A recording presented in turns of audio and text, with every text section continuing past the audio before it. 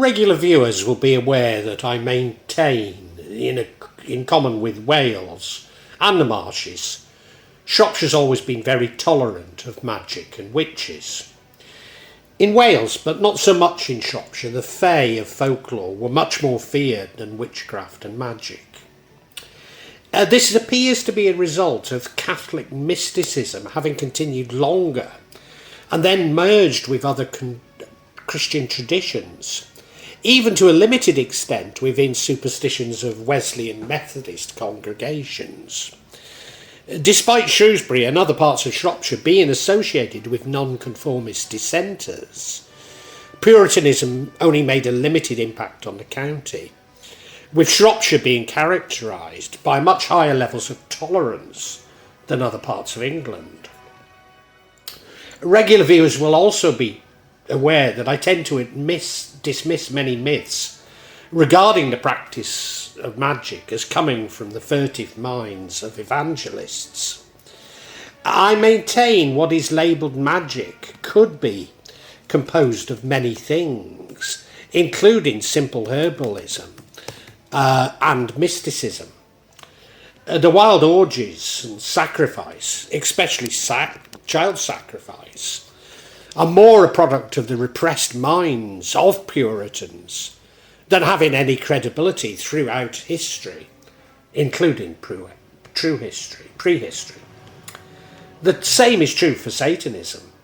Concepts of the devil, heaven and hell are a product of the Abrahamic religions during the Middle Ages. Thus practicing magicians are most unlikely to be Satanists. Even the unaptly named Church of Satan is not actually involved in devil worship. A part of the confusion is that evangelists have a dualistic concept of the universe. The God and therefore the universe are separate from the individual, whereas the starting point of most mysticism is that God is everything. There is no individual, only the wonder of God's cosmos. Implied in this difference is that evangelists tend to view other men, especially non-evangelists, as dangerous, even evil. And we need to rule of law to protect society from such danger. While mystics tend to focus on our connections and love, seeing all of God's creation as neither good nor evil, but emphasising acceptance of what is.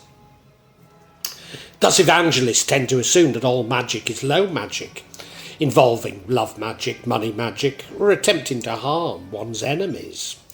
Whereas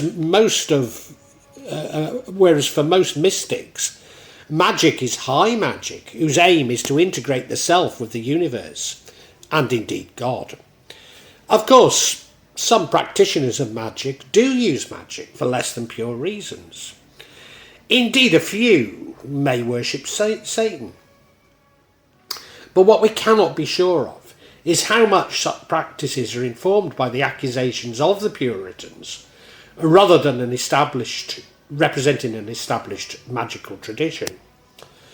This is a long-winded way of leading to the observation that Shropshire is the home to a small, but very dark, magical group.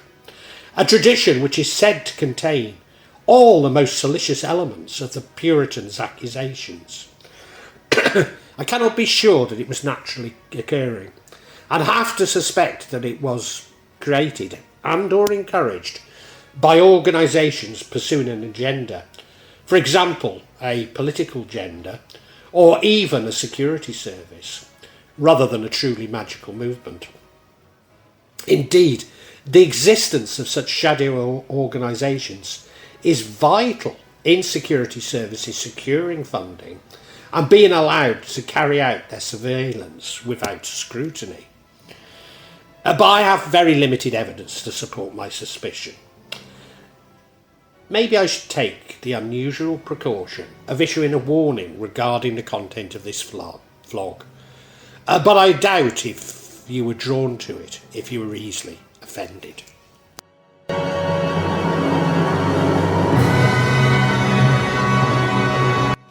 It is claimed that this tradition was established in southwest Shropshire by a woman who had been part of a pre-Christian sect and temples, which had survived in the marshes. She was supposedly a grand mistress of one such group, united three of these temples: Camlad, the Temple of the Sun, and the Noctulians. This I very much doubt, but there may well have been a magical tradition in the marshes to which this mysterious lady belonged. The story goes that this grand mistress decided to open her practice to others, and one of the first initiates was Anton Long. Long was reputedly a British citizen who had spent much of his youth visiting Africa, Asia and the Middle East.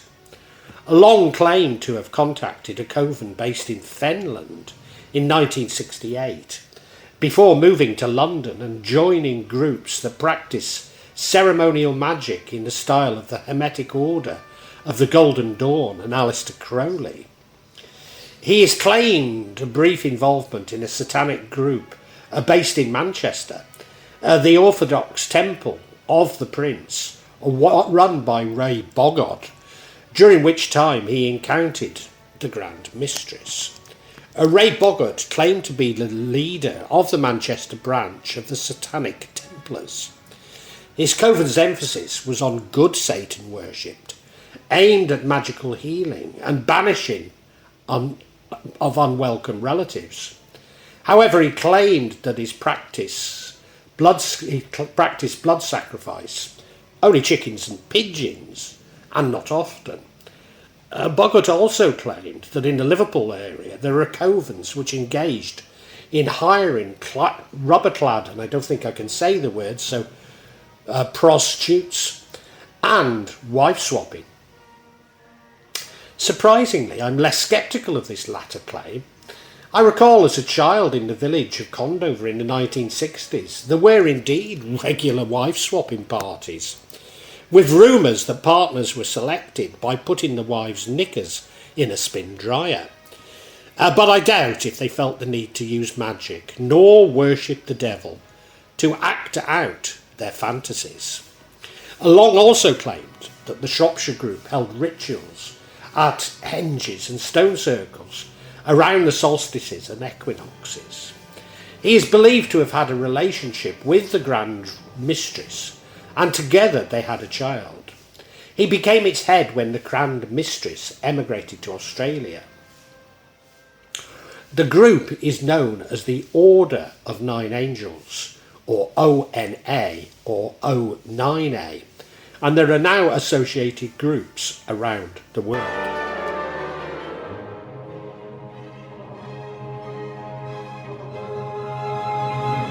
It's unlikely that we'll ever identify this Grand Mistress, if indeed she existed. But there was apparently a witch from Shropshire whom Alexander's had contact with early on, rumoured to be Medea, with connections to Derbyshire. Despite Alexander's having initially been attracted to the left-handed path, there is nothing to suggest that this Shropshire Wiccan was attracted to dark magic, although she, like Sunders, does appear to have been not appear to have been a fan of Gerald Gardner. Whereas Anton Long certainly wrote many books and articles, and was probably a pen name for more than a single magician. And many believe him to be David Myatt, which David hotly denies, insisting that Long is a well-known academic. Born in the early 1950s, Myatt had been involved in various neo-Nazi groups, initially serving as a bodyguard for Colin Jordan of the British movement, before joining Combat 18 militia and becoming a founder, member and leader of the National Socialist movement. Myatt founded Reichsvolk, a cultural and religious National Socialist faction, many of whose codes and ideas have merged into the current phase of ONA ideology. In 1998, Myatt converted to Islam, becoming Abdulaziz ibn Myatt, and remained a practicing Muslim for 8 years. During this time, he encouraged violent jihad against Zionism and Israel's Western allies. In 2010, he announced that that he had renounced Islam, later becoming a Catholic, having also once been a Buddhist monk and a Taoist. Myatt's membership of the neo-Nazi networks in the UK led to his introduction to Savitri Devi's writings. Savitri Devi merged Hinduism and Nazism in her writings and had much correspondence with Colin Jordan, John Tyndall and George Rockwell. Savitri Devi's considerable influence on some strains and Nexians' embrace of esoteric Hitlerism, Hitler deification and worship. One leading influence within the movement, Julian Hoy, co-founder of the Temple of Blood, used Devi's name as Facebook profile moniker for many years. Certainly David Myatt had lived in different parts of Shropshire, including Church Stretton. Over the years, the composer and one-time leader Richard Malt lived in Lidbury North, to the south of Bishop's Castle. Malt is an accomplished, well-regarded musician. He was a regular member of Irish folk band United Bible Studies, and his own music has appeared on labels including A Year in the Country and Fought Evil Fruit. Richard Malt certainly had been one of the group's outer representatives or spokesperson. Of course, Nick Griffin of the BNP lives in Llanerfal, and certainly there are connections to the far right. There's also my fracas in the Lion Hotel, with whom I believe would have been Nick Griffin and John Tyndall, when I was wearing a Funk Against Fascism badge. The English Border Front is a football firm associated with Shrewsbury Town. They were formed in August 1984 and currently have an estimated membership of around 150. There is debate around the EBF's far-right leanings, and most likely the name originates from their opposition to Wrexham FC's Sons of Glyndŵr. The ONA came to public attention in the early 1980s. During the 1980s and 90s, it spread its message through articles in magazines, including its in-house journal, Fenir. Its core ritual text is titled The Black Book of Satan. It also issued its own music, painted tarot set known as the Sinister Tarot, and a three-dimensional board game known as the Star Game. However, there is also some evidence that the literature and doctrines are simply designed to confuse the outsider. The ONOA established links with other neo-Nazi satanic groups.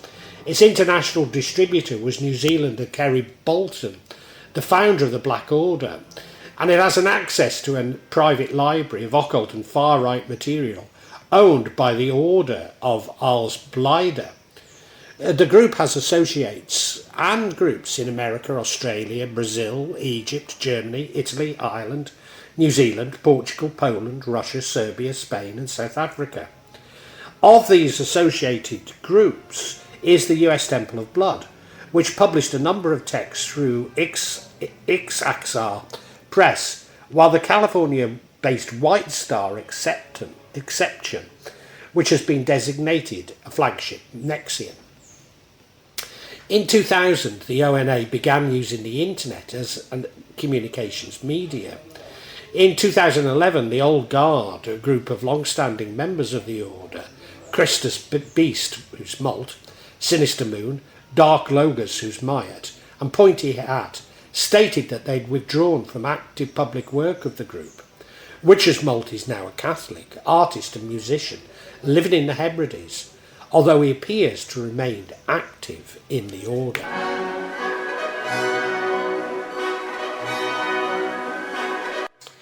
Myatt's essays on ethical National Socialism. I know. It's a bit like saying making love for virginity, isn't it? But anyway, let's go with it. Intentionally highlights their common values and traits, including their reliance on a code of honour that can be characterised as ruggedly individualistic, philosophical and quasi-religious pluralism and eclecticism, anti-institutional and anti-state ethos, opposition to Zionism, capitalism, Marxism and Christianity, a goal of pursuing galactic exploration and the colonisation of outer space to establish a galactic empire. The ONA espouses the idea that human history can be divided into a series of aeons, each of which contains a corresponding human civilization.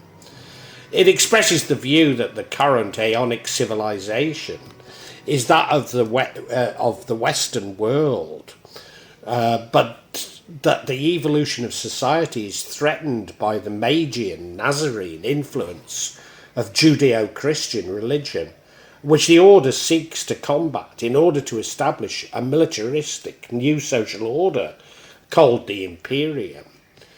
Thus the ONO are distinctly millennialistic, entailing the belief in an imminent transition to a collective condition consisting of a total well-being salvation, which may be earthly or heavenly. More recently, such doctrines of encouraging this transition have been called accelerationism, originating with a group of academics at the University of Warwick, which aims to create chaos and bring about a new order. The ONO claims that the current Western civilization has a Faustian ethos, and it has recently undergone its times of troubles, with its final stage, an Imperium of a militaristic government due to commence at some point in 1990 to 211, and which will last until 2390. This will be followed by a period of chaos, which will establish the sixth aeon, the Iron of Fire, which will be represented by the galactic civilization, in which the Aryan society will colonize the Milky Way galaxy. However, the order holds that unlike previous aeonic civilizations, a Western civilization has been infected by the Magian Nazarene distortion, which they associate with the Judeo-Christian religion. The group's writings state that while Western civilization has once been a pioneering entity imbued with elitist values and exalting the way of the warrior, under the impact of the Magian Nazarene ethos, it has become essentially neurotic, inward-looking and obsessed, embracing humanism, capitalism, communism, as well as the sham of democracy and the dogma of racial equality. They believe that these Magian Nazarene forces represent a counter-evolutionary trend which threatens to prevent the emergence of the Western Imperium, and thus the evolution of humanity,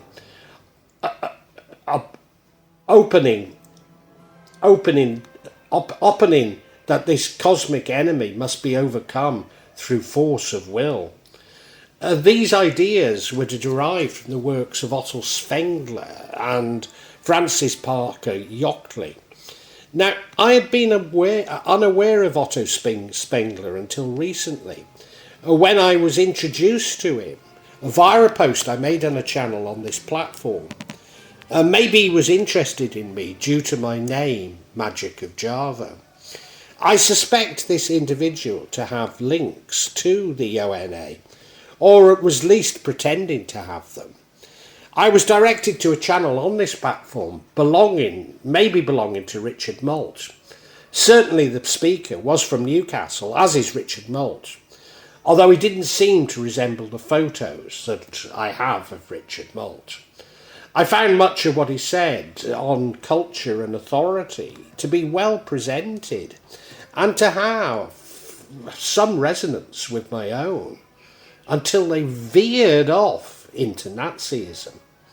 My contact became quite aggressive when I let him know that this to be the case, letting me know that I'd wasted his time. The ONA also appears to have some resonance with Armanism and Arisothy. These are esoteric ideological systems that were largely developed by Guido von List and Georges Lance Liebenfels in Austria between 1890 and 1830. Positive references to Nazism and neo-Nazis can be found within the group's written material, as it sees Adolf Hitler as a positive force in its text for the performance of black magic, also known as the Mass of Heresy. A version of Black Mass produced by the Australian ONA group, the Temple of Them, maybe it's not them, it's capital THEM, replaces praise of Hitler with praise of Osama bin Laden. The ONA advocates a spiritual path in which practitioners are required to break societal taboos by isolating themselves from society, committing crimes, embracing political extremism and violence.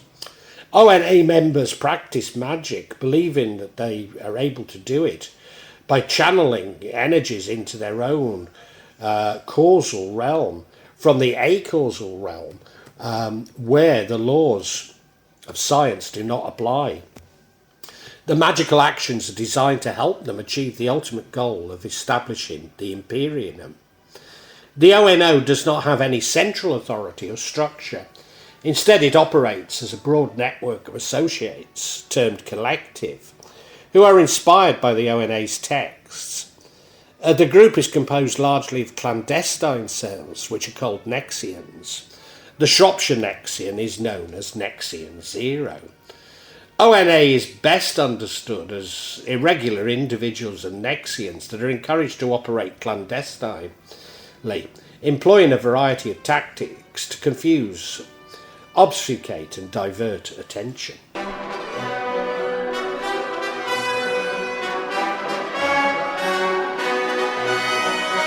The ONA promote themselves as traditional Satanists. Since the establishment of the ONA, the term traditional Satanism has also been adopted by theistic Satanist groups like the Brotherhood of Satan.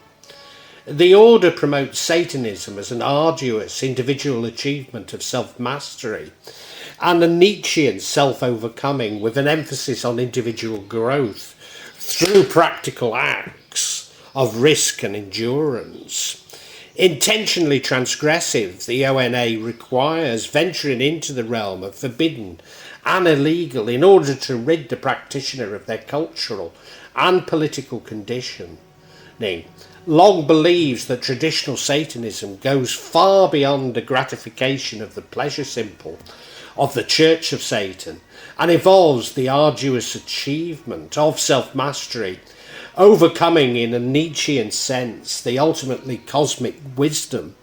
His conception of Satanism is practical with an emphasis on individual growth into realms of darkness and danger through practical acts of prowess, endurance and the risk of life.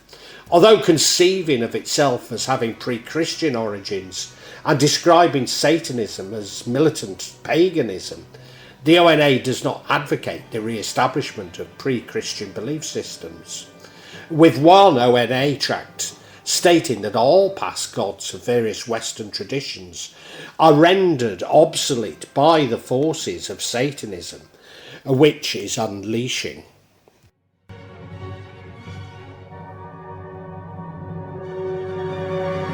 I am most dubious of the ONA's supposed magical practices and how much we should take at face value.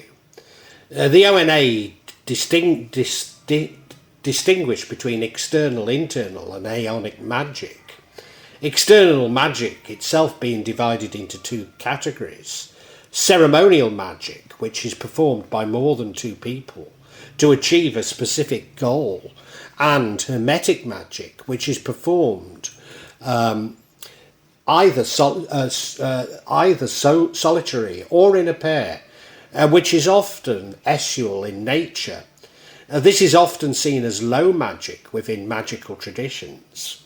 Internal magic is designed to produce an altered state of consciousness in the participant, in order to result in a process of individuation which bestows adepthood, whilst this is seen as high magic within magical circles, or what I have called mysticism.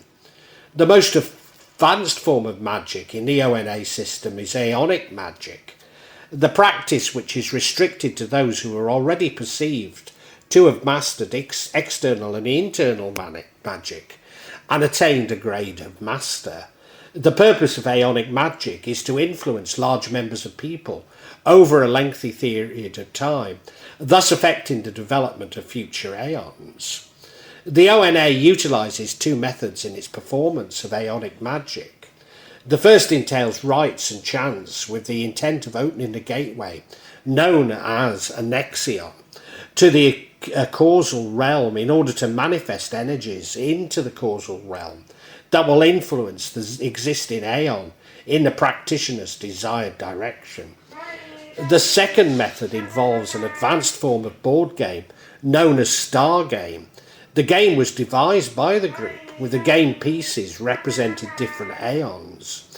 The group believes that when an initiate plays the game, they become a living nexion, and thus a channel for acausal energies to enter the causal realm and affect aeonic change. This star game also appears to be the main communication method for ONA supporters. The Order believes that the dark gods exist within the acausal realm, although it is accepted by that some members will interpret them not as real entity but as facets of the human subconscious. These entities are perceived as dangerous, but with ONA advising caution when interacting with them. Amongst those dark gods whose identities have been discussed in the Order's publicly available material are the goddess named Baphomet, who is depicted as a mature woman carrying a severed head. In addition, there are entities whose names are borrowed from or influenced by figures of classical sources and astronomy, such as Canuthe, Nemsio and Atazoth. Another of these acausal figures is termed Vindex, after the Latin word for avenger.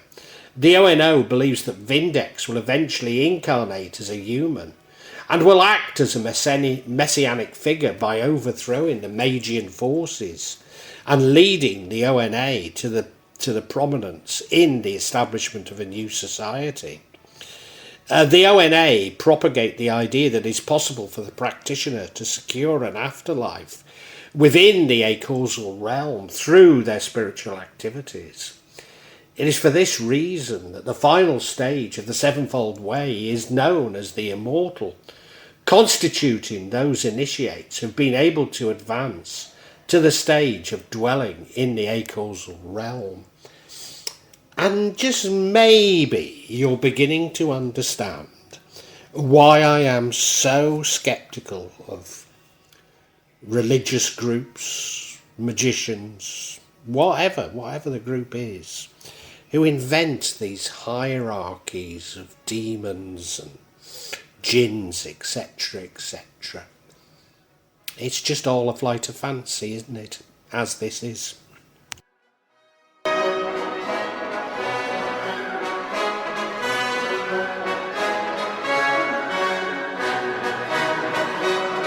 Practitioners undergo black pilgrimage to prehistoric ceremonial sites in Shropshire and Herefordshire. The ONA's core system is known as the Sevenfold Way, or Headmundry, and is outlined in one of the Order's primary texts, Naos. The Sevenfold system is reflected in the group's symbolic cosmology, the Tree of the Weird, and the seven celestial bodies, the Moon, Venus, Mercury, the Sun, Mars, Jupiter and Saturn are located. Some researchers identify this as a hermetic system, highlighting that the use of seven planetary bodies has been influenced by the medieval Arabic text, the Hayat al-Hakim and the Shams al-Ma'arif. In reality, it's simply the Neoplatonic cosmos, widely used in magic and mysticism in the Middle Ages. The sevenfold way is reflected in the group's initiatory system, which has 7 grades through which a member can gradually progress. These are neophyte, initiate, external adept, internal adept, master mistress, grandmaster Musa, and immortal. These grades certainly have a superficial resemblance to those of magical groups, such as the Golden Dawn. The group has revealed that very few of its members raised to the 5th and 6th degree, and in 1989 an article the ONA stated that at this point there were only 4 individuals who'd reached the stage of master. The ONA does not initiate members into the group itself, but rather expects individuals to initiate themselves. It requires that initiates be in good physical condition and recommended a training regime for prospective members to follow. Newcomers are expected to take on a magical partner of the opposite S-bleep-X. Stupid, innit? The practitioners must undergo personal and increasing difficult challenges in order to move through the different grades. Most of the ordeals that allow the initiate to proceed to the next stage are publicly revealed by the Order in its introductory manual, as it's believed that the true introductory element lies in the experience itself and can only be attained through performing them. For instance, part of the ritual to become an external adept involves an ordeal in which the prospective member is to find a lonely spot and lie there still for an entire night without moving or sleeping. This initiatory process for the role of internal adept entails the practitioner withdrawing from human society for 3 months, from an equinox to a solstice, or more usually for 6 months, during which time they must live in the wild without modern conveniences or contact with civilization. The next stage, the ritual of the abyss, involves the candidate living alone in a dark, isolated cavern for a lunar month. TAS reflect the ONA's conception of itself as a vanguard organisation composed of a tiny group of Nietzschean elites. Within the initiatory system of the ONA, there is an emphasis on practitioners adopting insight roles in which they uncover, amongst other politically extreme group, for a period of 6 to 8 months to gain experience in something different from normal life. Insight roles are within anarchism, neo-Nazism and Islamism, stating that aside from the personal benefits of such involvement, members of these groups have the benefit of undermining the Magian Nazarene socio-political system of the West and thus helping to bring about the instability from which a new order, the imperialism, can emerge. Whilst the ONA recommended criminal or military activities during the 1980s and early 1990s, by the late 1990s and 2000, they were instead recommending Buddhist monasticism as an insight role for practitioners. Though the practice of insight roles and the order advocates continuous transgression of established norms, roles and comfort zones in the development of the initiate. Often one intent of these roles is to isolate individuals from their family and friends by displacing them in an uncertain or dangerous setting such as a war zone or high crime environment. By placing individuals in these unsettling surroundings, believers are led to conclude that the world is a violent place, saturated by unworthy individuals, thus ushering those who undertake insight roles further down the radicalisation pathway. It's alleged that an annual culling of weak members and enemies takes place, involving ritual killing. Like the idea of the ancient pagan cult in Shropshire, this appears to be more common with the fantasies of Margaret Murray than the realities of any ancient practices.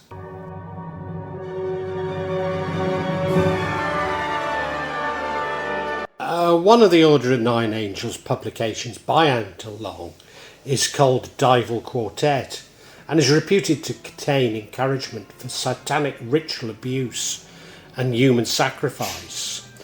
This is somewhat disputed and hotly denied by members.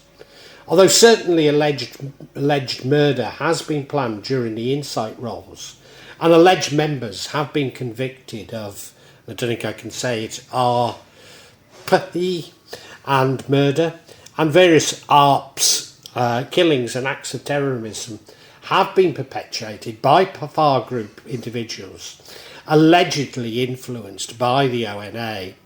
However, there's also plenty of evidence that these were disturbed individuals, possibly inspired, maybe encouraged by ONA literature. Maybe an apocryphal, but the Snail Beach lead mines were believed to have been used for ritual sacrifice, including the allegedly human sacrifice. More likely, this is the reason for the high incidence of animal mutilations reported in South Shropshire. What I can say, as someone growing up in the parts of Shropshire and at a time when the ONA was said to be very active, I was completely unaware of them. There is also very limited evidence that such beliefs and practices were traditional in Shropshire prior to the formation of the ONA. The Temple of Blood's books, produced by its in-house publishing arm, Martinet Press, contain graphic scenes depicting child sexual abuse, physical and sexual violence, with the goal of desensitising its audience against extreme abuse of others, aimed at dehumanisation for the purpose of generating terrorist violence. Their training manual dismisses original ONA's introspective action for a focus on violence. In 2021, Joshua Caleb Suter, the leader and founder of the Temple of Blood, was revealed through court documents to be a long-time FBI informant. The defence counsel for the accused terrorist, Atom Waffen member Caleb Cole, found that Suter's cooperation with the FBI began in 2003. As of 2021, he received over $100,000 from the FBI for his work as an informant. Suter previously operated as a North Korean propagandist and a Hindu ultra-nationalist stroke esoteric Hitlerists, and led a group called the Rural People's Party. While some beliefs do have limited resonance with magic, they appear to have been created to shock. Their tactics do include altruism, so it may be that the magical context was simply in a misguided attempt to recruit magicians to the far right, or more likely simply to appeal to disaffected youth. This seems to embody our darkest fears about shadowy organisations engaged in the darkest of plots. Certainly David Myatt in 2013 admitted as much, furthermore that it was simply to appear mysterious to the outside world. Whilst all this leads me to view that they were created by, or at least infiltrated by, political organisations or a security service. Whatever the truth behind the ONA, there does at least seem to be some evidence of its existence and connection to my native Shropshire. But the last thing I want to do is propagate a sea theory, nor a satanic panic.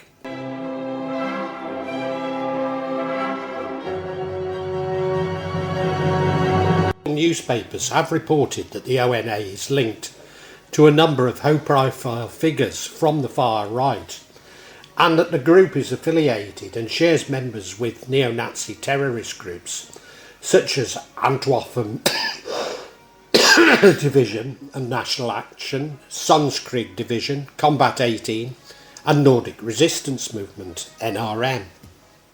Also, the leader of the co-extremist terrorist individualist Tendering to the Wild claimed to have been influenced by the ONA.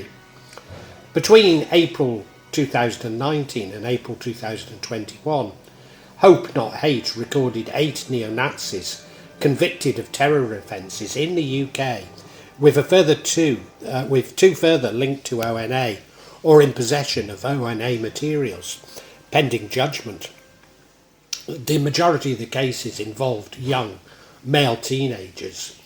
Indeed, looking at the doctrines of the ONA, just like Islamic terrorist organisations, they appear to have been specifically written to appeal to disaffected young males, rather than tapping into the mainstream of a religion ideology or set of beliefs.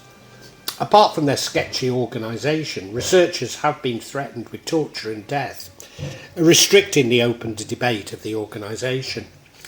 Despite such salacious exposes being extremely popular with many, maybe even gullible, news and documentary viewers or consumers.